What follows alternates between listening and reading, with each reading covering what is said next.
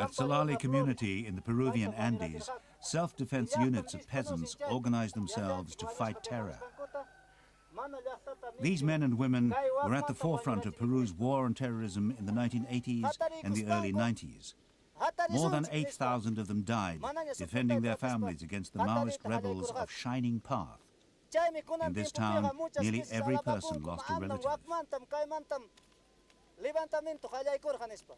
10 years after a peace agreement and relative calm, they're organizing themselves to fight again. In Salali, the wounds of the long war on terrorism are still very open. We have to remember that they killed my father. They murdered my father. In 1984, Shining Path arrived in Salali, killing 16 people. Jose's father was one of them.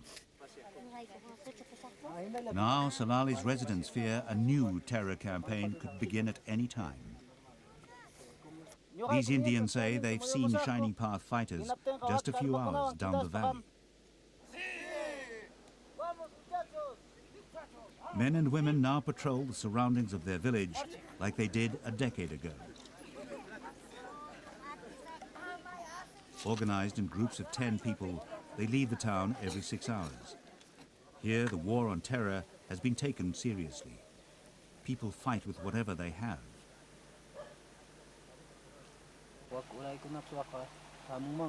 Pedro, a self-defense unit commander, shows Mauricio where the terrorists were seen last time. With only 2 ways of entering the town, these men make sure no strangers approach. For Pedro and his people, the memories of Shining Path are a bitter reminder that they're alone in the fight against terror. El sendero sorprende. Entonces vinieron con carro los senderistas y carro paró el carro. Last time, después, they arrived in cars. Bueno, de ahí ya desparcen a cada casa con they dos went inside linternas. Every house with torches. Le agarraron a los que encontraron, and every person over the age of 15 arriba, lo was agarran captured. nomás. Y gritaban diciendo que estamos agarrando They a were los shouting, miserables, ayúdenos. "Run, because we're Corre. going to get you all." Y ellos mismos lo que gritaban, entonces ya la persona que presentó inmediatamente ya lo They tied chaparon up their y captives' lo hands. amarran las manos y They al threw them suelo on lo the tiran floor hasta que hay orden. Entonces and cuando shot le them in the ordenan back. lo sueltan las balas pisando en la espalda.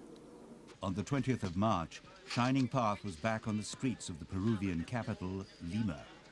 A car bomb exploded near the United States Embassy, killing 9 people and wounding more than 40. For many Peruvians, this was a cruel reminder of Shining Path's bombing campaign in the early 90s and a clear message that they were still active.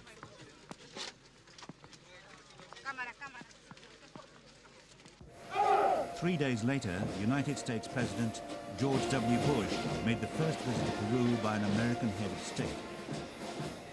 National anthems and a guard of honor greeted the U.S. leader.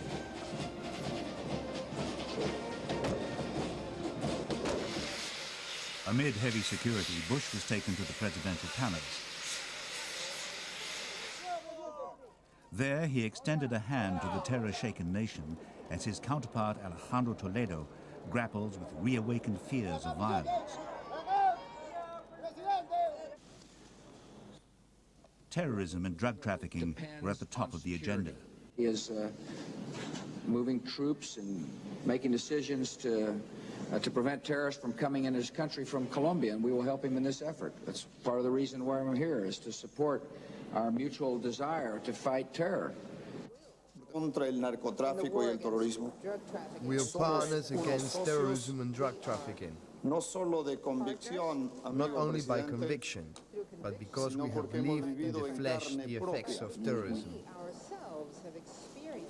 We, for 20 years, and the United States, since September 11th.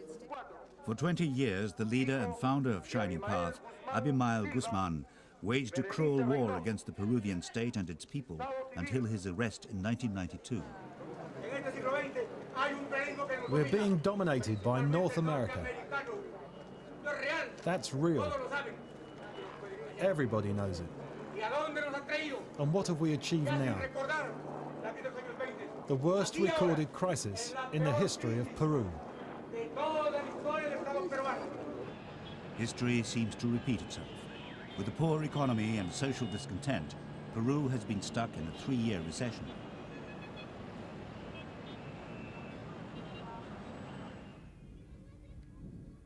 Many shanty towns like this are breeding grounds for terrorism. Here, misery and deprivation have proved to be volatile ingredients.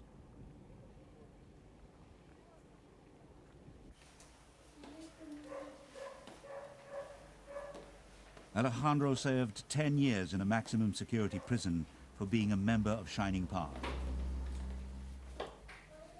Police bullets took away his leg, but not his spirit. Alejandro believes that the situation now is even worse. The solution that we are looking for is well-being for everybody.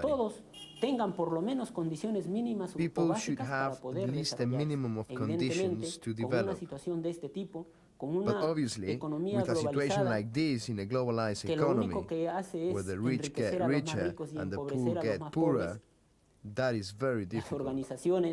But the political organizations, maybe not Shining Path or its leaders, maybe new ones will carry on, because the social struggle continues. Ayacucho in Peru's central highlands was once at the heart of terrorism. More than 1/3 of the 30,000 people killed during the war against Shining Path died here. Many of them innocent Indians caught in the crossfire. Now, after 10 years of silence, Shining Path is trying to win back lost ground among disaffected people here in the Andes. Social revolutions in Peru have always started in the mountains, where conditions are harsh. Carlos Tapia is a specialist on Shining Path and a member of Peru's Truth Commission. He believes that the country is once again becoming politically unstable. Pero que pueda surgir un espacio proclive a la violencia, sí. At the moment, we're susceptible to violence. Curiously, what we've been living through in the past few months is that everywhere in Peru there are strikes, blockades. If we're not able to bring it to an end, it will develop into worse violence. For Pedro and his men, terrorism is more than a threat. It's a bitter reminder of 2 decades of bloodshed and misery. The widows of Salali need no reminder.